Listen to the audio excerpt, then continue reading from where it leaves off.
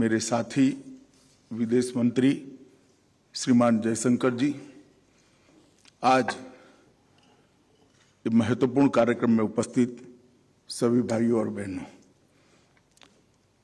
Modi at 20 dream meet delivery. आज मोदी जी के साथ जिन्होंने सालों तक काम किया है, ऐसे भारत के उपराष्ट्रपति वेंकैया जी के हाथों से इसका लोकार्पण होने वाला है। मैंने पुस्तक को बारीकी से देखा है। मैं इतना ही कह सकता हूं कि जो लोग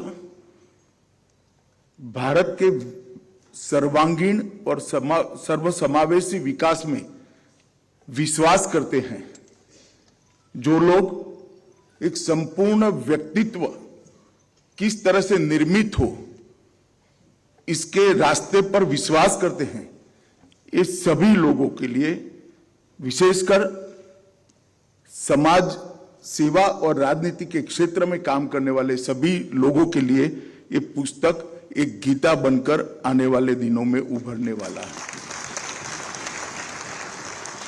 मैं आज इस पुस्तक के अंदर जो अलग अलग चैप्टर लिखे गए हैं इसके बारे में बात नहीं करना चाहता, परंतु पुस्तक जिन पर है इनके बारे में बात करना चाहता हूं। जिस प्रकार का ऑडियंस मेरे सामने है, इन्होंने नरेंद्र मोदी जी को 20 साल से जाना है, देखा है, मोदी जी की सफलताओं को देखा है, मोदी जी के 20 साल हेड ऑफ द गवर्नमेंट के नाते भारत में और गुजरात में जिस तरह से परिवर्तन आया है, इसको सभी ने देखा है। परंतु मैं राजनीतिक शास्त्र के विद्यार्थी के नाते ये जरूर कहना चाहता हूं कि इसके पीछे जाना चाहिए। मोदी जी के 20 साल का अनुभव, मोदी जी के इसके पहले के 30 साल का जब तक अध्ययन नहीं करते वो अधूरा रह जाएगा। मोदी जी के 5 दशक का सार्वजनिक जीवन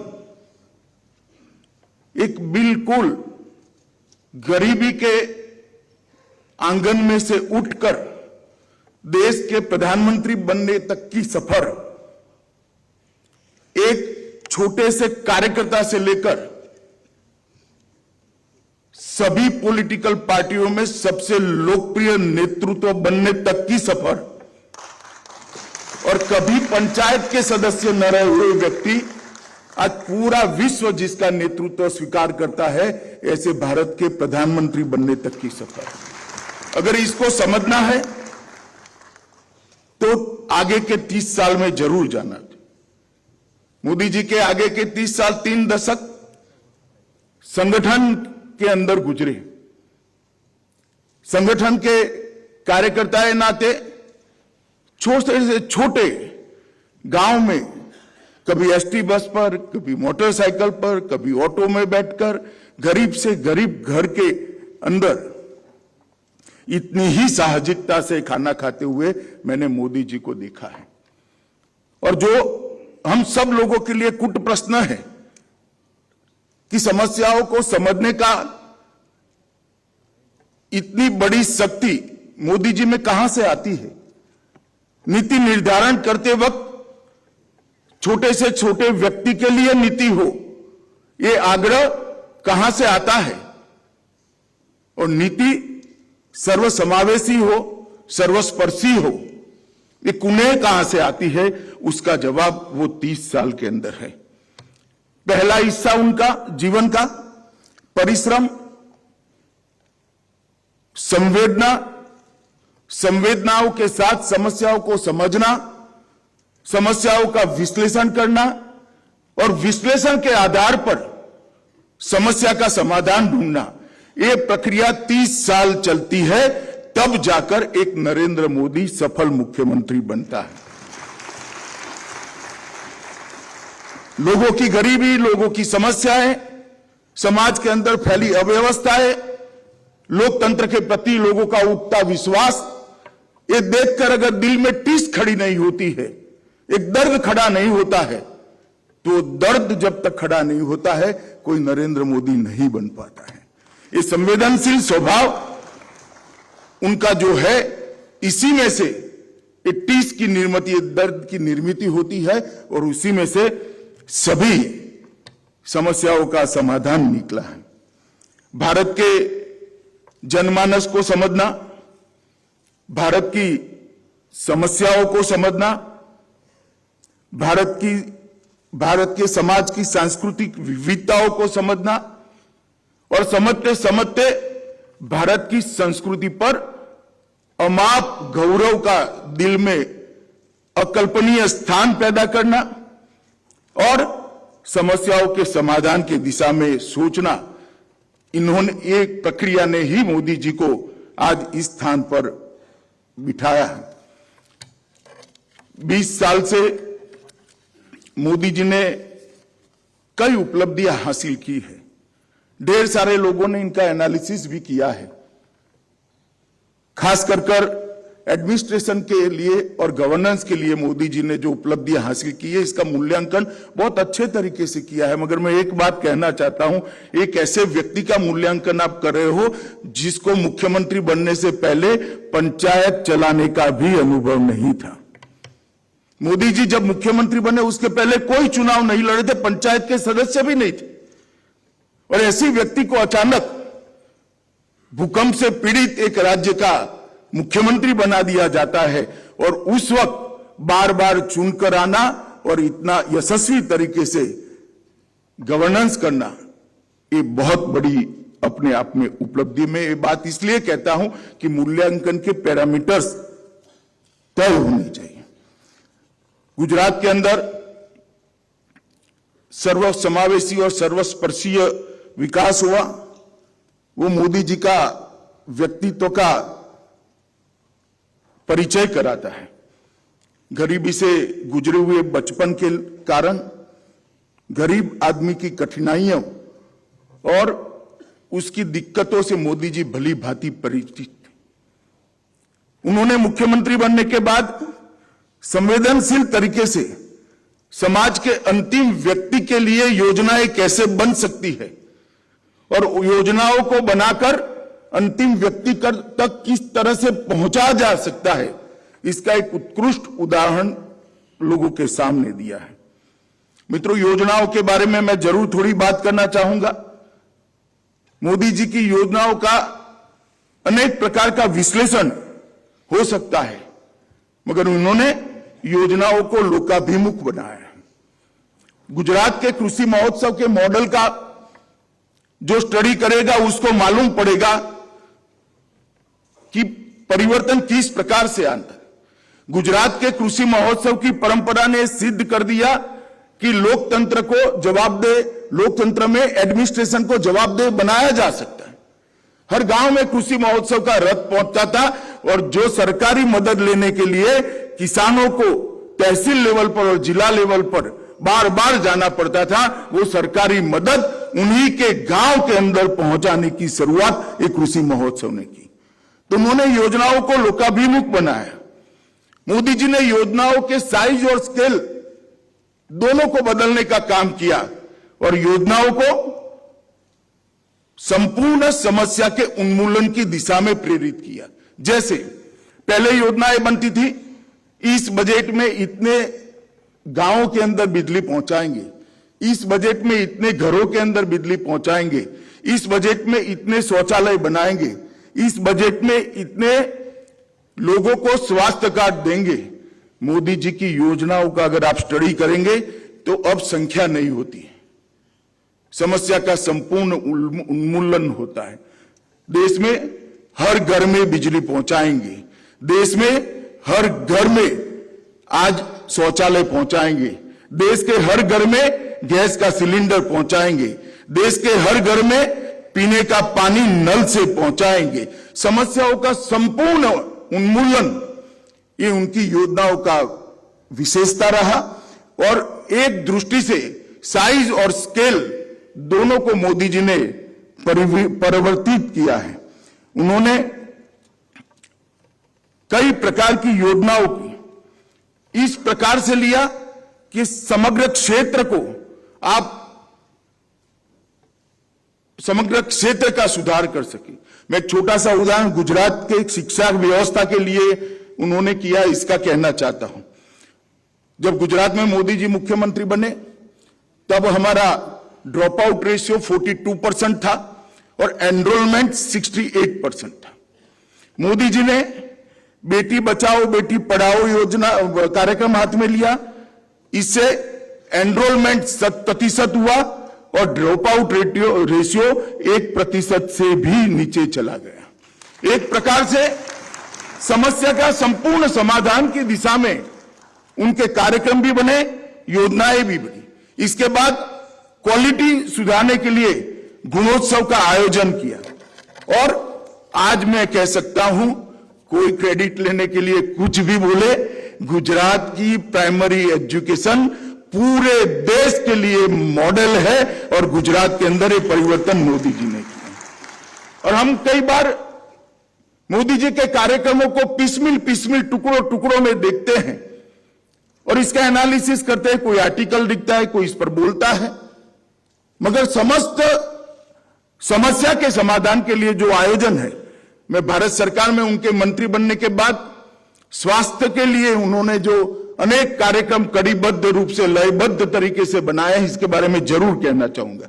सबसे पहले उन्होंने स्वच्छता अभियान जो शुरू किया, जो स्वास्थ्य के साथ सीधा जुड़ा हुआ है, हर घर में टॉयलेट पहुंचाया, साफ सफाई के लिए एक बहुत बड़ा अभियान शुरू हुआ और स्वच्छता की संस्कृति को पुनर्जीवित किया।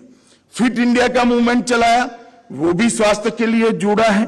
योग दिन और योग का महत्व पूरी दुनिया और देश में प्रस्तावित किया, वो भी स्वास्थ्य के साथ जुड़ा है। पोषण अभियान को उन्होंने महत्व दिया, वो भी बच्चे की इम्यूनिटी, माता की इम्यूनिटी के साथ रिलेटेड अभियान है।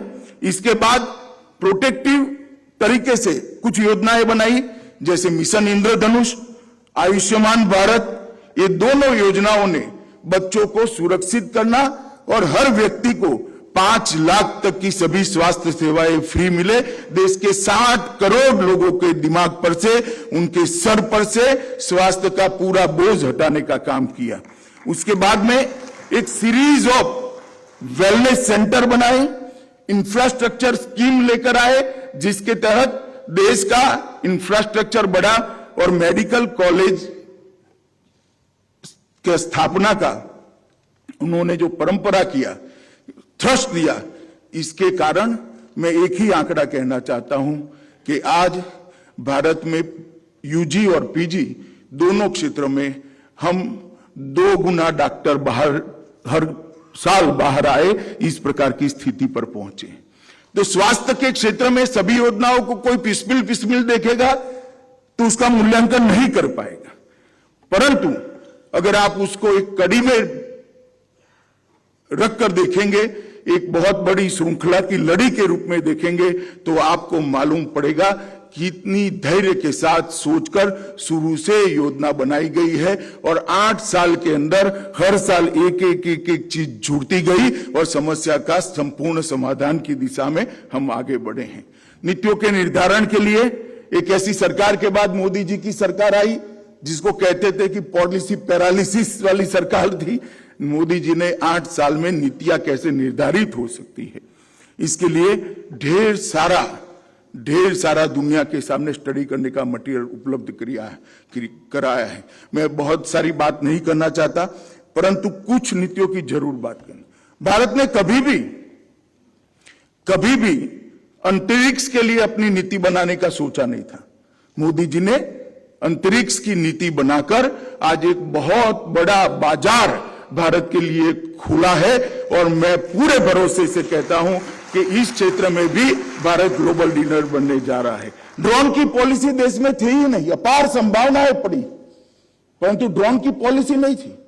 पढ़े लिखे युवा भी थे, 130 करोड़ का मार्केट भी था और देश अब आधुनिकता को स्वीकारने के लिए, नई चीजों को स्वीकारने के लिए तैयार भी बैठा है, मगर पॉलिसी के बगैर नहीं हो सकता था। ड्रोन पॉलिसी बनाकर एक नया बहुत बड़ा बिजनेस का स्पेस खोलने का काम नरेंद्र मोदी जी ने किया है। औद्योगिक प्रोत्साहनों की योजना को पीएलआई के अंदर अलग प्रकार से रखने का काम किया। स्वास्थ्य मैंने आगे बताया ही है, हेल्थ को बहुत मजबूती के साथ एक ठोस आधार प्रदान करने का काम नरेंद्र मोदी जी ने किया। मित्रों, मैं शिक्षा नीति पर जरूर कहना चाहूंगा। नेशनल एजुकेशन पॉलिसी, मैं बहुत आशान्वित हूं इस पॉलिसी से। मैंने बहुत बारीकी से इसका अध्ययन किया है। अब तक जितनी भी नेशनल पॉलिसी आई, उन्होंने बच्चों के रोजगार की चिंता की थी। ये नेशनल एजुकेशन पॉलिसी ने बच्चों की क्षमता को बढ़ाने के लिए थ्रस्ट दिया। व्यक्ति की कैपेसिटी, व्यक्ति की क्षमता अगर नहीं बढ़ती है तो वो बड़ा आदमी नहीं बन सकता। इन नेशनल एजुकेशन पॉलिसी को आप बारीकी से देखोगे तो हर बच्चे की क्षमताओं को, अनंत संभावनाएं जो ईश्वर ने हमारे अंदर भरी पड़ी है, उसको 100% बाहर लाने का एक प्लेटफॉर्म देने का काम नेशनल एजुकेशन पॉलिसी ने किया है। और ढेर सारे शिक्षा शास्त्रियों ने बनाई हुई नेशनल एजुकेशन पॉलिसी भी, ये भी वैसे शिक्षा शास्त्रियों ने ही बनाया है, परंतु हर नेशनल एजुकेशन पॉलिसी विवाद में पड़ी है। मोदी जी भारतीय जनता पार्टी के प्रधानमंत्री होने के बावजूद भी जो नेशनल एजुकेशन पॉलिसी लेकर आए, इस पर एक भी विरोध का सुर आज पूरे देश और दुनिया में सुनाई नहीं। इसका कारण है, नीति बनाते वक्त गहराइयों के साथ जड़ से समस्या के समाधान के बारे में सोचने का मोदी जी का स्वभाव है। एग्रीकल्चर के अंदर भी ढेर सारे परिवर्तन हुए हैं और स्टार्टअप से लेकर कुछ इस प्रकार की पॉलिसी जो हुई है, जिसमें हमारे देश के युवा को विश्व के युवा के साथ कंपटीशन करने का प्लेटफॉर्म, मंच मोदी जी ने उपलब्ध कराया है। मित्रों, ये पूरी चीजें इसलिए हो सकती है कि मोदी जी के कुछ व्यक्तिगत गुणों के बारे में भी मैं जरूर बात करना चाहता हूं। मोदी जी से बड़ा श्रोता मैंने देखा नहीं है मेरे जीवन में। मैं 40 साल से काम करता हूं, ढेर सारे नेताओं के संपर्क में भी आया हूं। मोदी जी से बड़ा श्रोता कोई नहीं है और सुनते भी एकाग्रता के साथ है।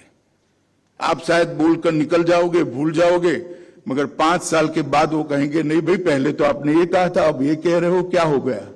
तब जाकर आपको मालूम पड़ेगा कि मैं पहले ये बोला था। बहुत धैर्य के साथ सुनना, ये बहुत बड़ा उनका गुण है। दूसरी बात, एक अंग्रेजी कहावत है, blood is thicker than water. व्यक्ति अपने आसपास का ही सोचता है, अपने परिवारजनों का ही सोचता है, परिवार के बाद समाज का सोचता है। यहां पर उल्टा है, उन्होंने कहावत को गलत साबित कर दिया है। इन्होंने समाज को ही अपना परिवार मानकर आगे बढ़े। देश की राजनीति में ऐसा नेता दूरबीन लेकर भी ढूंढ नहीं पाते जिसके परिवार को कोई जानता ही ना हो, परिवार के किसी व्यक्ति का नाम कहीं पर किसी ने सुना न हो। तो blood is thicker than water, ये कहावत को मोदी जी ने गलत साबित किया है।